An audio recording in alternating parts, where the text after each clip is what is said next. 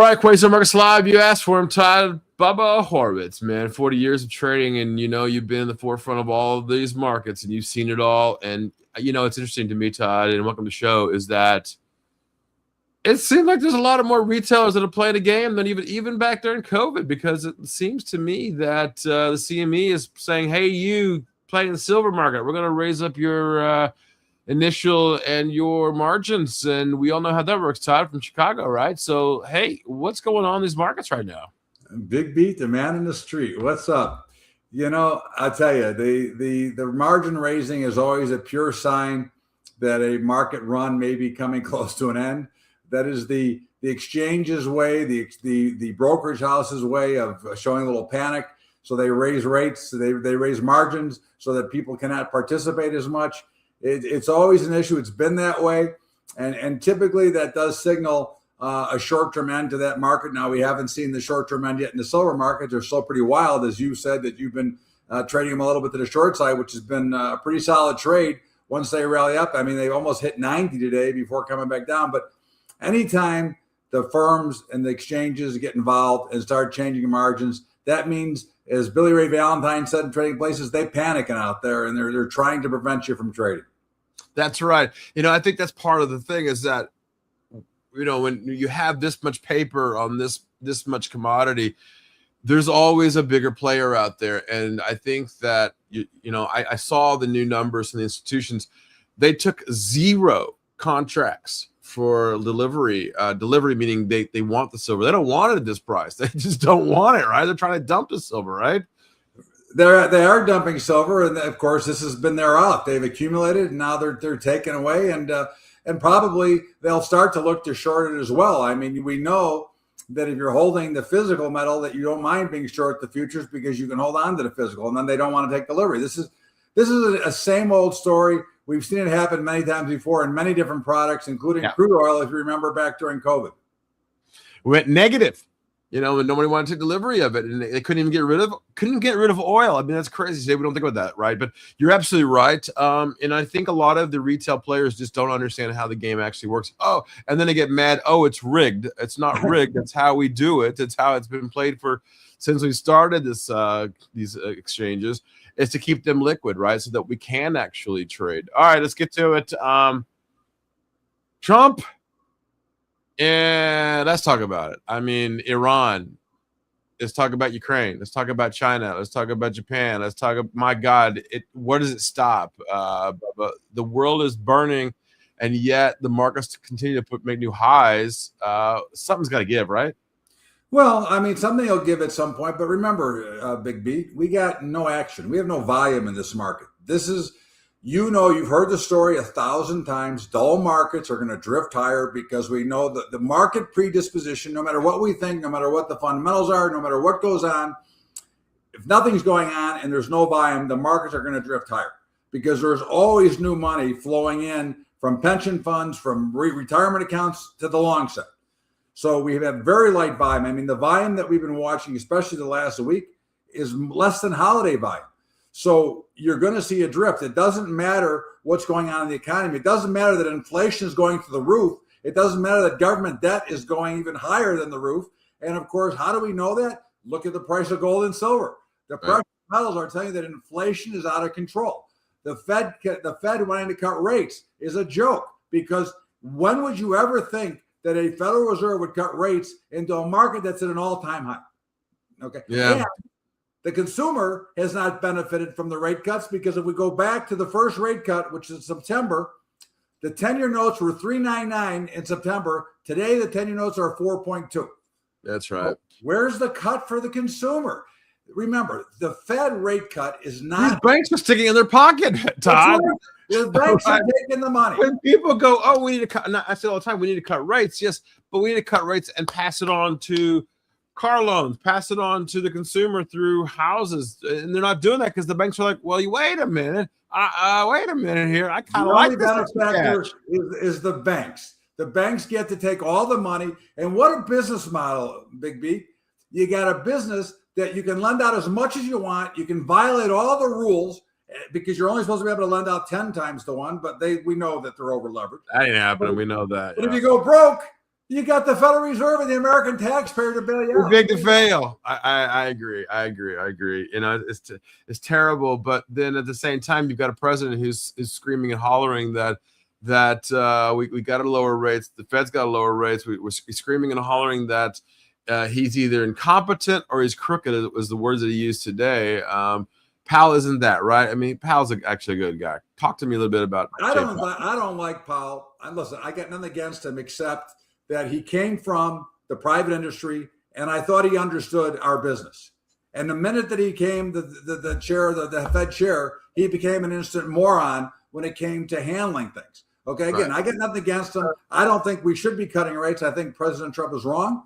I don't think that that's the right way to go about it. See, here's the problem that we've lost, Steve, over the last 50 years. We keep taking away from what the free market system is. Okay, Alan Greenspan started this of destroying the true free market. Interest rates, market should be decided by supply and demand. That's how we should decide rates. It's the same as Trump saying, well, we're going to put in a max 10% on credit cards. You know that's never going to happen. And the truth of the matter is, if people are stupid enough to want to pay 30% on a credit card, then they should pay it. The free market will determine the asset class price of anything in the world. Anything that takes two sides to a market, the free market will decide if you let it. But when you start playing the game in which they're playing now, you end up in a mess, which is where we're headed, because the only reason Trump wants the rates really cut down is because our debt is so massively high that they want to bring the rate down of our debt service. And that's not going to happen. And that is not the way to do business. No, I agree. And it also lowers the around the world, their belief in the United States. If we just mess around and monkey around with our how we service our debt. But you're already seeing China and Japan already dumping most of our treasuries already. What's the next level of this? I mean, it seems to me that when you look at the overall picture of the world looking at the United States, I think they're throwing their hands up and going, WTF, right? I don't think that, again, one of the big benefits that we have is we owe so much money, okay, that they may dump a little bit as a window dressing type of thing, showing that they're trying to stand up to the United States. But we owe them so much money. They have so much of our debt that if they got a little bit too carried away, we always have the right to devalue. Not that we would do that, but there's always a threat. It's the old story. You owe a bank 5,000, they own you. You owe a bank 5 million, you own them. And we're in the position where we're still in a position of power because we owe so much, and they are so dependent on our debt service and on the money that we have. So that becomes a whole nother area of problems that we could discuss. But overall, they're not going anywhere because their debt is too deep, and we have the power of devaluing currency, and they would really be screwed if we did that. Yeah, and President Trump just now saying that he is going to get oil prices down even further than they are. We were around $58 a barrel, now back up to 61 with all of the stuff going on around the world, right? Yeah, I think it's it's what's going on in Iran, it's what's happening in Venezuela. But let's be honest about one thing: the economy is not very good, and it's not him bringing the price down of oil. What's bringing down the price of oil is the K-shaped economy that we're in. Okay, if you take our economy, we've got, let's say, 80% has some relationship to fossil fuels, whether it be making plastics, delivery, you're driving your car, whatever, heating.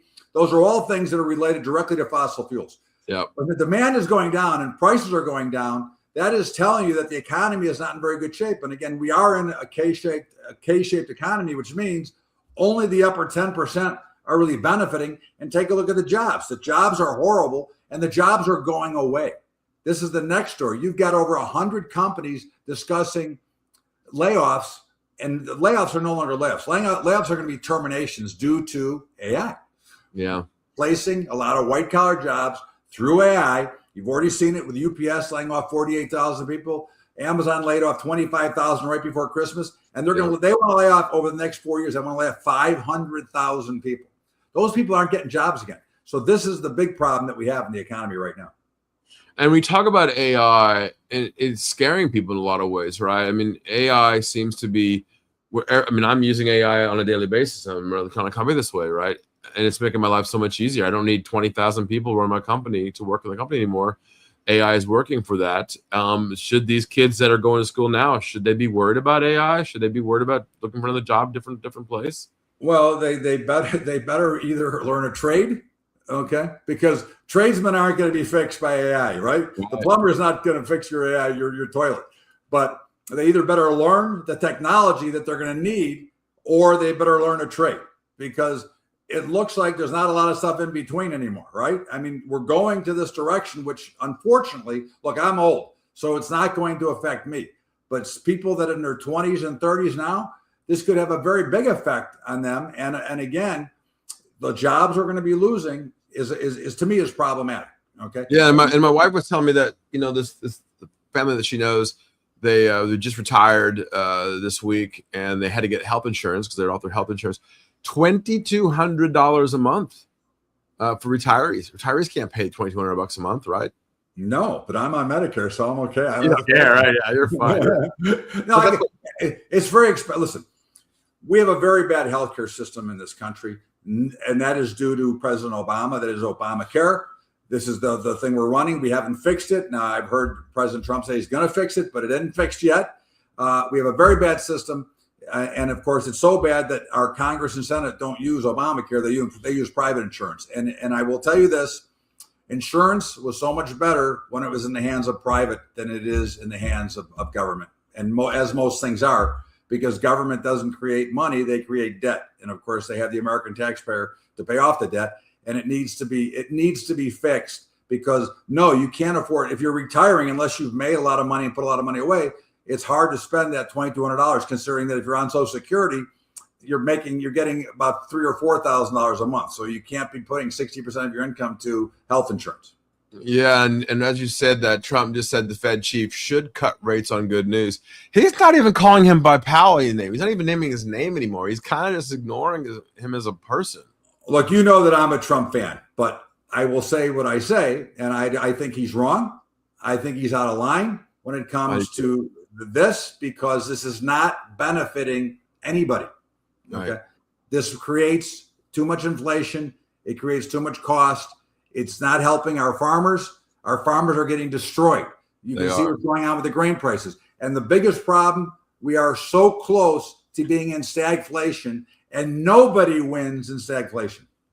Yeah, I've been talking about stagflation now for a while, and I think people have been saying, "What the heck are you talking about? There's no way that's happening." And I'm going to talk about what Todd is talking about right now with it. I'm going to pull this up, this chart of corn. Actually, I think it's important that people see this. What is Todd talking about? And corn prices fell out of bed. That is a term we use in Chicago. Fell out of bed. There it is. There it is. I mean, this is a daily chart. I'm going to pull up a 1 hour chart of corn, and there you go, man. I mean, this thing is just collapsing. If you look at cattle, same thing, right? Softs, as we call it, our ags, are right now really collapsing all over. So farmers are really hurting. If we look at cattle prices, I think he's also some of the same thing. Well, cattle is very high, but there's a shortage of production. But right. Let's look at it this way, Steve. The farmers right now, we're going into planting season again right now. We're just getting ready to get started. You know, a lot of farmers that don't do livestock, they've been off for the last month and a half or so, preparing, putting together a business plan, getting everything ready for the new planting season, which will start here in February. Okay. Now, they're going to be planting, if they plant now and choose to plant, they're going to be planting at a loss. Okay. So not only are the farmers going to they pay more interest rates, they pay, if you get a loan at 8%, they're paying 11 or 12, okay, because they're risk capital.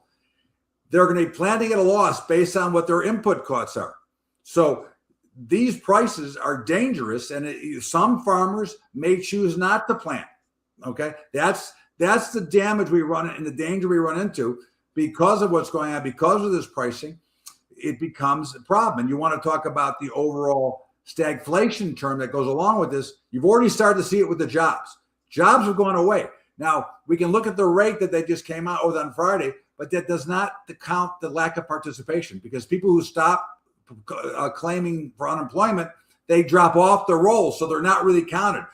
Although the unemployment number was 4.5%, the true number is about 7%. Yeah. And getting worse.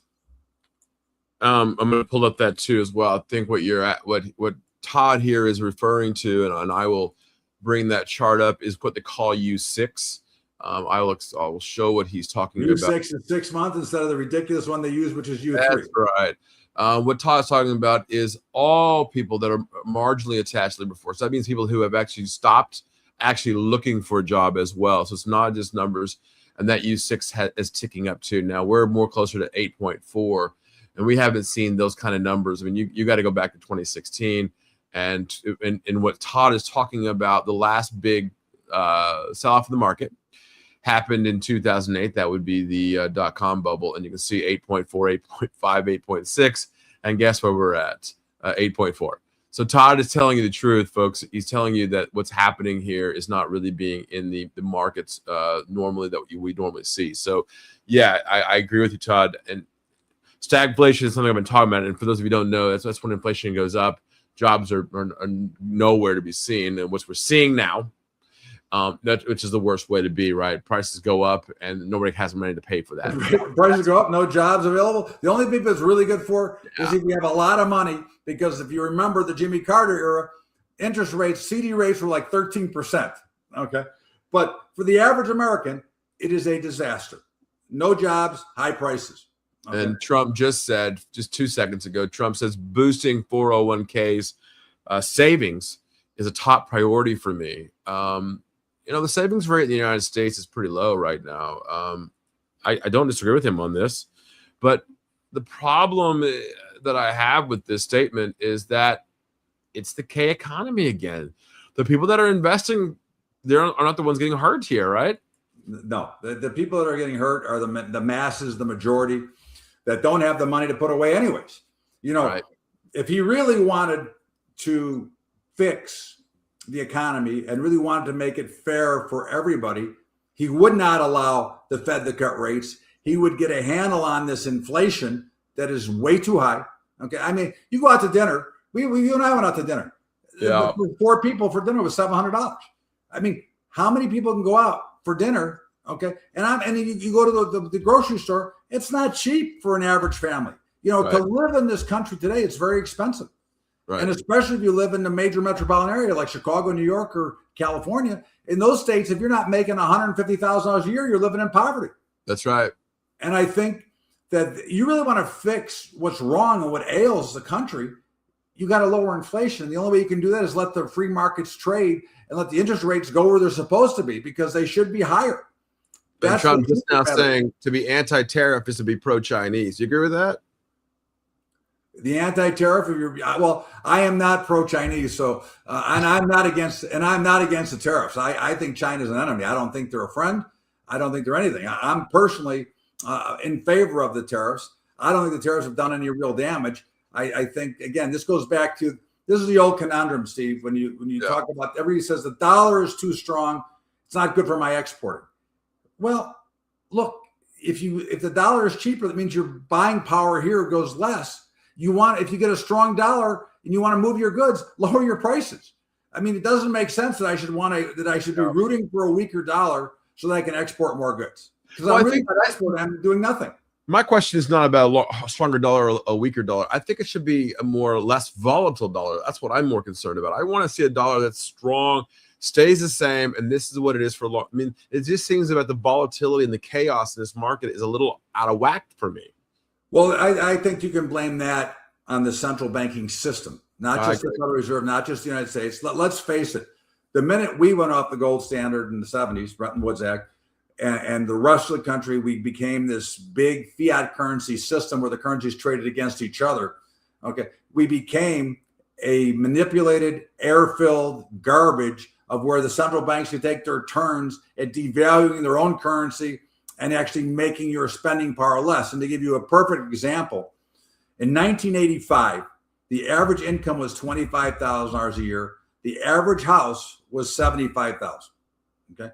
Today, the average income is $70,000. The average house is over $500,000. So we went from 3 times annual income to over 7 times annual income. Not a good situation. And that is all based on and through that manipulation and that the central banking playing with the fiat currency system, which to me, in my eyes, The fiat currency system is a total criminal outlook anyways, which is why I'm not a big fan of the Fed, which is why I'm a bigger fan of the crypto world, because, again, it's a free market that's open 24 hours a day, 7 days a week. Yeah, and you talk about it from the perspective of the K economy and the savings rate. Well, I was so excited during COVID that the savings rate went to 31%, 32%. People were just piling money away. And the second level that COVID hit again at 19 and 26%. Today, that savings rate is now at 4%. I mean, it hasn't. The last time it was this low, you have to look at it back at, again. There it is, 2000, and right after .com era. People can't afford it. They don't have any money. All right. They're not making enough. Is that what Trump is saying? Like, look, I'm going to beef up the 401k so that you will save you can money? beef it up, but the problem. Listen, I'm a big fan of putting away for 401k. I'm a big fan of retirement savings. I hope every young person out there watching us is saying, I'm putting away the maximum I can every year. I'll give up one day at Starbucks. I'll give up one day at the bar because I want to make sure I put that money away. Yes. Okay? But when you don't allow people to make any money, and especially if you're established and have a family, it's hard. So when you do these things that increase inflation and take away out of the people's ability to save, it's hard if you have a family to put away and put it in your 401k. Okay, Yeah. your 401k, no, but an IRA account, because not everybody has a 401k. But what do you say to people who say, like myself, that there's a lost economy here in these kids coming up in this time period between my time and maybe 10, 20 years behind me? This is like almost a lost period where they're not making nearly as much money, but they're not working as hard as I've been saying. And they, this economy, they're unhappy because they can't buy a home. They're unhappy because they can't be a part of the quote American dream.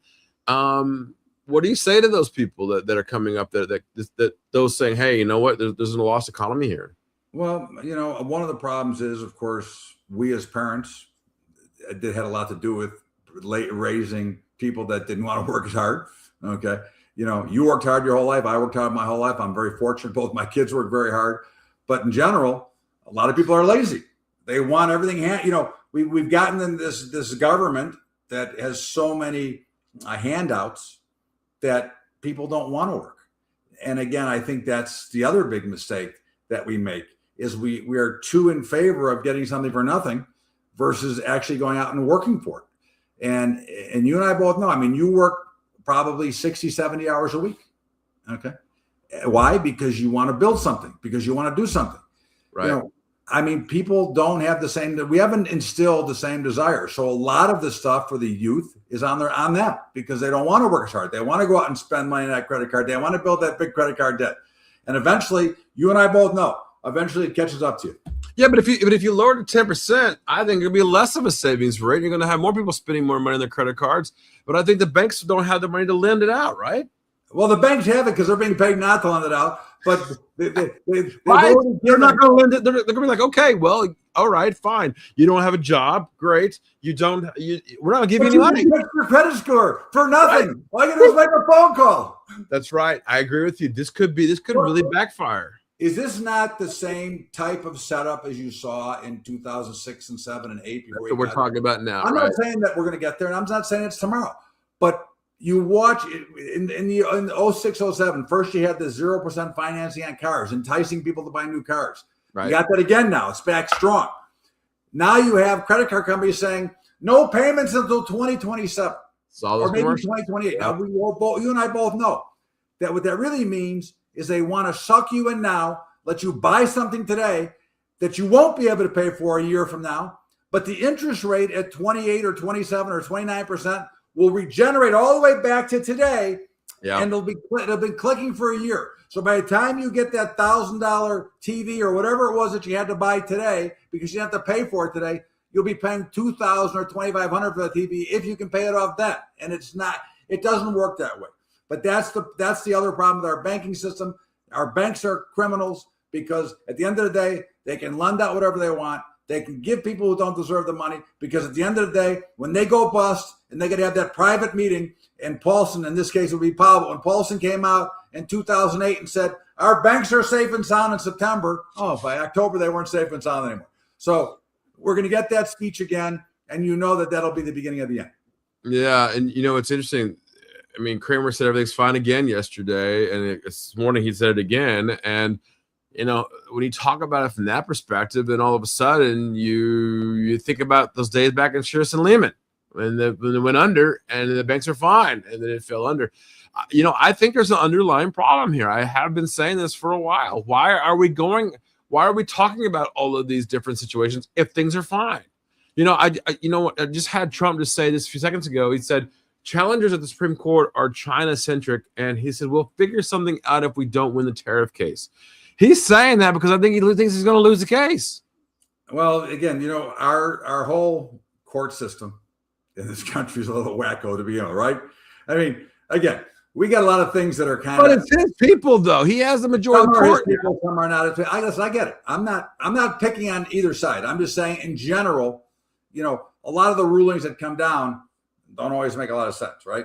No matter which side. It doesn't matter. It doesn't matter which side you sit. It's just we aren't working under a way of a true free market, a true free constitution. We've gotten so far away from what our forefathers were looking for. Okay. We were in such much better shape when the farmers ran the country, and they'd come in and do their 1 or 2 terms, and they'd go back to work on the farm. Okay. Instead of having the lifetime achievement awards of our politicians, whatever side of the aisle you sit on, you got crooks on both sides that have been there almost their entire lives, stealing to their heart's content.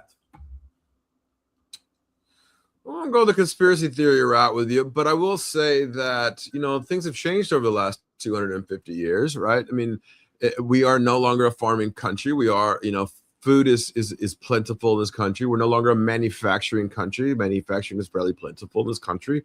We are a service country that, we believe in service, and it's what we do in movies. And our biggest export still is movies. Most people don't know that. But we farm out all our services. Yeah, that's true. We farm out. Well, that's what Trump is trying to change, right? With this investment into producing more chips, and I agree with that. But if I were to go the next level of this, and thinking that we're not going to be a manufacturing company, thinking that we're not going to be a services country, what kind of country are we going to be? I mean, I think that's what the problem is, that when you look at these kids coming up, they're confused as to, well, what do I go into? Do I go into what mom and dad went into? No, because what mom and dad did is gone.